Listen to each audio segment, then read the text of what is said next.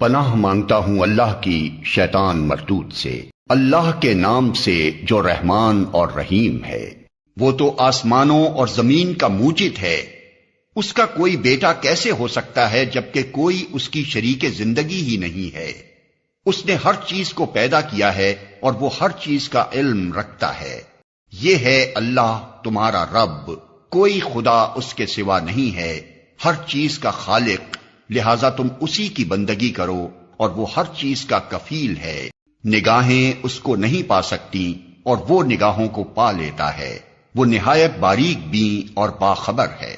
دیکھو تمہارے پاس تمہارے رب کی طرف سے بصیرت کی روشنیاں آ گئی ہیں، اب جو بینائی سے کام لے گا اپنا ہی بھلا کرے گا اور جو اندھا بنے گا خود نقصان اٹھائے گا، میں تم پر کوئی پاسبان نہیں ہوں۔ اس طرح ہم اپنی آیات کو بار بار مختلف طریقوں سے بیان کرتے ہیں، اور اس لیے کرتے ہیں کہ یہ لوگ کہیں تم کسی سے پڑھ آئے ہو، اور جو لوگ علم رکھتے ہیں ان پر ہم حقیقت کو روشن کرتے ہیں۔ اے محمد، اس وحی کی پیروی کیے جاؤ جو تم پر تمہارے رب کی طرف سے نازل ہوئی ہے، کیونکہ اس ایک رب کے سوا کوئی اور خدا نہیں ہے، اور ان مشرکین کے پیچھے نہ پڑو۔ اگر اللہ کی مشیت ہوتی تو وہ خود ایسا بندوبست کر سکتا تھا کہ یہ لوگ شرک نہ کرتے۔ تم کو ہم نے ان پر پاسبان مقرر نہیں کیا ہے اور نہ تم ان پر حوالہ دار ہو۔ اور اے ایمان لانے والو، یہ لوگ اللہ کے سوا جن کو پکارتے ہیں انہیں گالیاں نہ دو، کہیں ایسا نہ ہو کہ یہ شرک سے آگے بڑھ کر جہالت کی بنا پر اللہ کو گالیاں دینے لگیں۔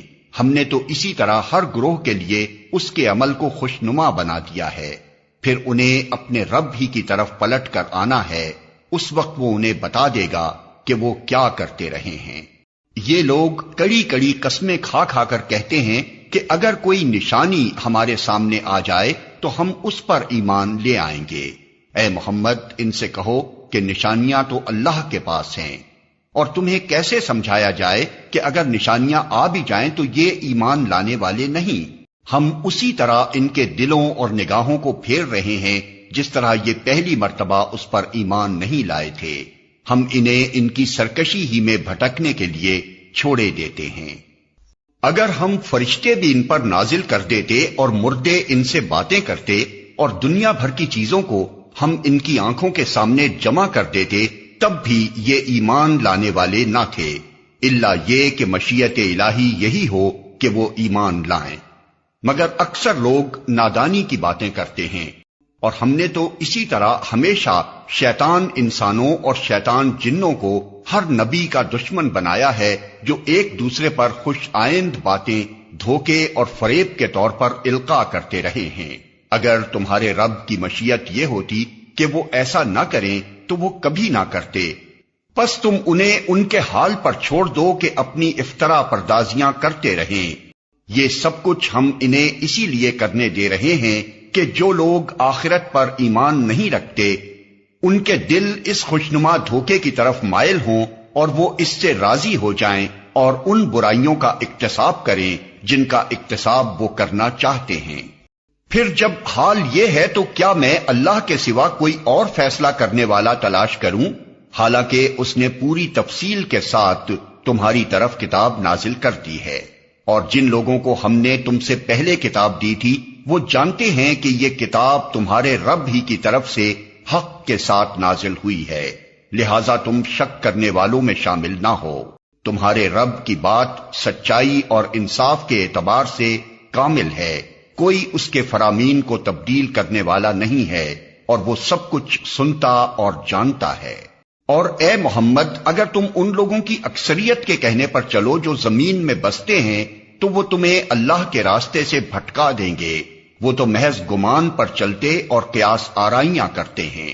در حقیقت تمہارا رب زیادہ بہتر جانتا ہے کہ کون اس کے راستے سے ہٹا ہوا ہے اور کون سیدھی راہ پر ہے۔ پھر اگر تم لوگ اللہ کی آیات پر ایمان رکھتے ہو تو جس جانور پر اللہ کا نام لیا گیا ہو اس کا گوشت کھاؤ۔ آخر کیا وجہ ہے کہ تم وہ چیز نہ کھاؤ جس پر اللہ کا نام لیا گیا ہو، حالانکہ جن چیزوں کا استعمال حالت اضطرار کے سوا دوسری تمام حالتوں میں اللہ نے حرام کر دیا ہے ان کی تفصیل وہ تمہیں بتا چکا ہے۔ بکثرت لوگوں کا حال یہ ہے کہ علم کے بغیر محض اپنی خواہشات کی بنا پر گمراہ کن باتیں کرتے ہیں۔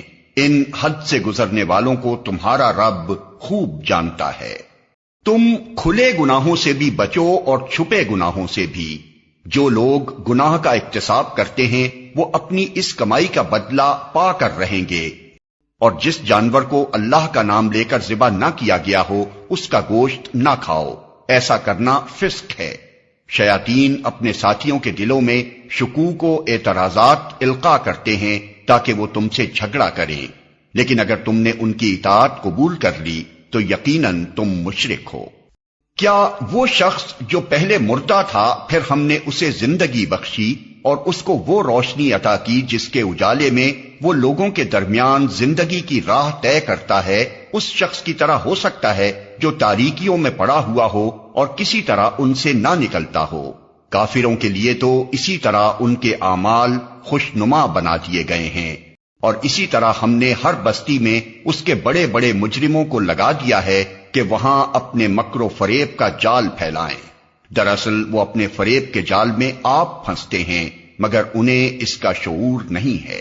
جب ان کے سامنے کوئی آیت آتی ہے تو وہ کہتے ہیں ہم نہ مانیں گے جب تک کہ وہ چیز خود ہم کو نہ دی جائے جو اللہ کے رسولوں کو دی گئی ہے۔ اللہ زیادہ بہتر جانتا ہے کہ اپنی پیغامبری کا کام کس سے لے اور کس طرح لے۔ قریب ہے وہ وقت جب یہ مجرم اپنی مکاریوں کی پاداش میں اللہ کے ہاں ذلت اور سخت عذاب سے دوچار ہوں گے۔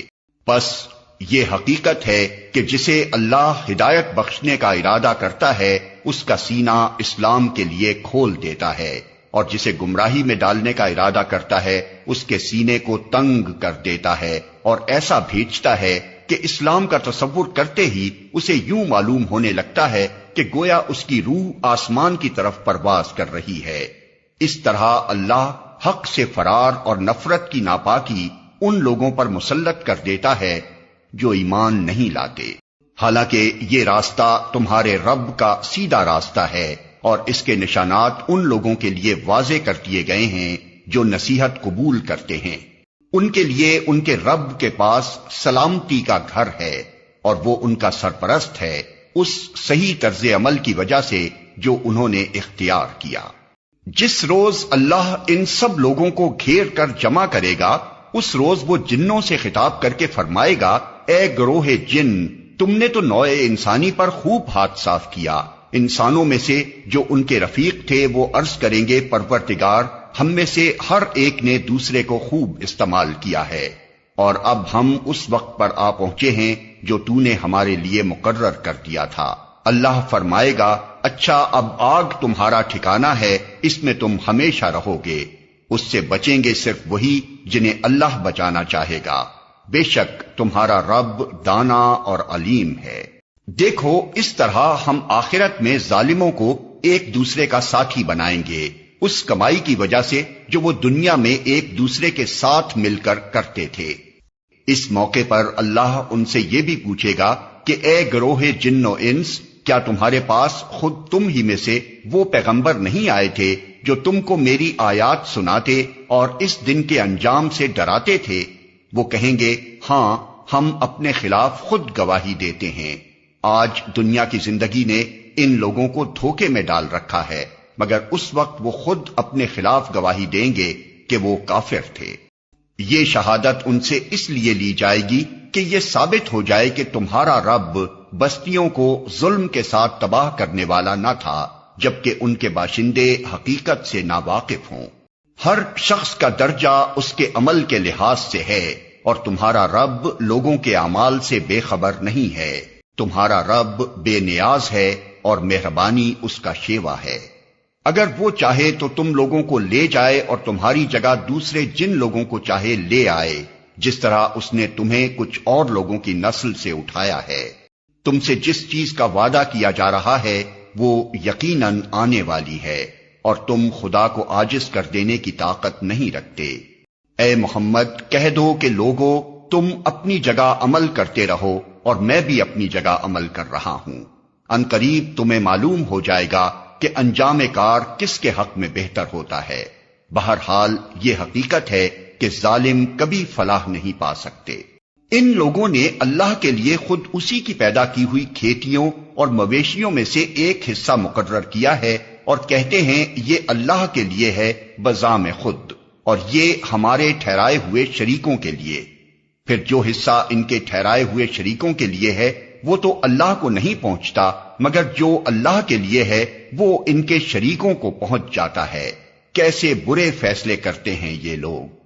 اور اسی طرح بہت سے مشرکوں کے لیے ان کے شریکوں نے اپنی اولاد کے قتل کو خوشنما بنا دیا ہے تاکہ ان کو ہلاکت میں مبتلا کریں اور ان پر ان کے دین کو مشتبہ بنا دیں۔ اگر اللہ چاہتا تو یہ ایسا نہ کرتے، لہذا انہیں چھوڑ دو کہ اپنی افطرا پردازیوں میں لگے رہیں۔ کہتے ہیں یہ جانور اور یہ کھیت محفوظ ہیں، انہیں صرف وہی لوگ کھا سکتے ہیں جنہیں ہم کھلانا چاہیں، حالانکہ یہ پابندی ان کی خود ساختہ ہے۔ پھر کچھ جانور ہیں جن پر سواری اور بار برداری حرام کر دی گئی ہے، اور کچھ جانور ہیں جن پر اللہ کا نام نہیں لیتے، اور یہ سب کچھ انہوں نے اللہ پر افطرا کیا ہے۔ ان قریب اللہ انہیں ان افطرا پردازیوں کا بدلہ دے گا۔ اور کہتے ہیں کہ جو کچھ ان جانوروں کے پیٹ میں ہے یہ ہمارے مردوں کے لیے مخصوص ہے اور ہماری عورتوں پر حرام، لیکن اگر وہ مردہ ہو تو دونوں اس کے کھانے میں شریک ہو سکتے ہیں۔ یہ باتیں جو انہوں نے گھڑ لی ہیں ان کا بدلہ اللہ انہیں دے کر رہے گا، یقیناً وہ حکیم ہے اور سب باتوں کی اسے خبر ہے۔ یقیناً خسارے میں پڑ گئے وہ لوگ جنہوں نے اپنی اولاد کو جہالت و نادانی کی بنا پر قتل کیا اور اللہ کے دیے ہوئے رزق کو اللہ پر افطرا پردازی کر کے حرام ٹھہرا لیا۔ یقیناً وہ بھٹک گئے اور ہرگز وہ راہ راست پانے والوں میں سے نہ تھے۔